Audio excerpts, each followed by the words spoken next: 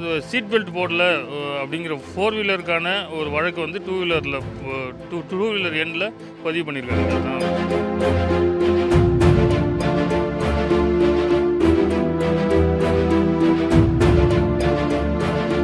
அது நேற்று இரவு ஒரு 7 மணி போல் எனக்கு ஒரு குறுஞ்செய்தி வந்துச்சு. இந்த மாதிரி உங்கள் வாகனத்துக்காக இந்த மாதிரி ஃபைன் போட்டிருக்கோம் அப்படின்னு. என்னென்னு போய் பார்க்கும்போது என்னோடய இருசக்கர வாகனத்தோட எண்ணை போட்டு சீட் பெல்ட் போடல, நானும் போடல அப்படிங்கிற மாதிரி வந்துச்சு. நாகராஜ்னு ஒருத்தர் அதை ஓட்டிகிட்டு வந்த மாதிரி அதில் காட்டுச்சு. சரி, அதுக்கப்புறம் எங்கள் இளைஞர் பாசறை மாநில பொறுப்பாளர் இடுமோன கார்த்திகிட்டையும் அதை பற்றி சொல்லிகிட்டு இருந்தேன். அப்புறம் அவர் சரி தவறுதலாக வந்திருக்கும், காலையிலக்குள்ளே சரியாகுதா பாருங்கன்னு சொல்லியிருந்தார். அதுக்கப்புறம் காலையிலையும் பார்த்தோம், காலையிலையும் அது அப்படியே தான் காட்டுச்சு. அது புல்றம்பாக்கம், திருவள்ளூர் அடுத்த புல்றம்பாக்கம் காவல் நிலையத்துலேருந்து பதிவு பண்ணியிருக்காங்க அப்படின்னு வந்துச்சு. அப்புறம் நம்ம அங்கே இருக்கிற நம்ம ஆட்கள்கிட்டையும் சொல்லி அந்த காவல் நிலையத்தோட எண் வாங்கிட்டு அவங்களுக்கும் தொடர்பு கொண்டோம். அவங்க தொடர்பு எடுக்கலை. அதுக்கப்புறம் இடுமன கார்த்தி வந்து அது ட்விட்டரில் போட்டிருந்தார் போல். அதுக்கப்புறம் அதுலேருந்து பார்த்துட்டு அதுக்கப்புறம் அந்த எஸ்ஐ நம்ம தொடர்புக்கு வந்தார். இது வந்து ஏதோ ஒரு ஏதோ ஒன்று தப்பாக போட்டிருப்பாங்க, அதனால தான் அந்த இது வந்திருக்கு அப்படின்னு சொன்னார். சரி, அப்போ அதை வந்து கேன்சல் பண்ணிடுங்க அப்படின்னு சொன்னதுக்கு, இல்லை அது கேன்சல் பண்ண முடியாது, நாங்களே வந்து அதை பணம் கட்டி அதை முடிச்சிடுறோம் அப்படிங்கிற மாதிரி சொல்லியிருக்காரு. அவரும் அதை வருத்தப்பட்டு தான் சொன்னார். எங்களுக்கு என்ன வருத்தம்னா, இப்போது நானாக இருக்க போய் அது இப்போது மீடியா வரைக்கும் அதை எங்கள் கட்சியிலேருந்து எடுத்து போட்டாங்க.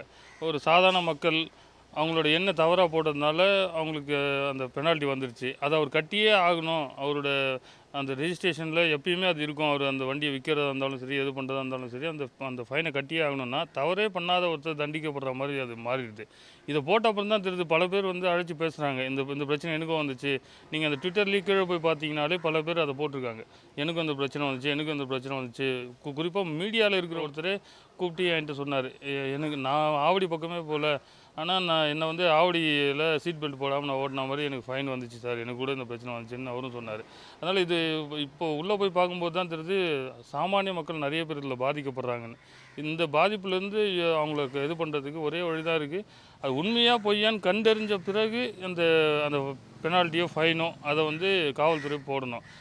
சும்மா ஒரு நம்பரை போட்டு அதை ரெஜிஸ்டர் பண்ணுறதுனாலே அவங்க நம்பருக்கு வந்து அது பெனால்ட்டியாக போய் எந்த ஒரு முகாந்திரமும் இல்லாமல் அவங்கள வந்து தண்டிக்கிறத வந்து காவல்துறை நிறுத்திக்கணும். இதுக்கு வேறு வழியை காவல்துறை தான் கொண்டு வரணும். சும்மா அவங்களோட அந்த வாகனத்தோட எண் மட்டும் தெரிஞ்சால் போதும், அவங்களுக்கு ஃபைன் போட்டுடலாம் அப்படிங்கிற மாதிரி தான் இது இருக்குது. ஏன்னா நானும் அங்கே போகல, என் வண்டியும் அங்கே போகல.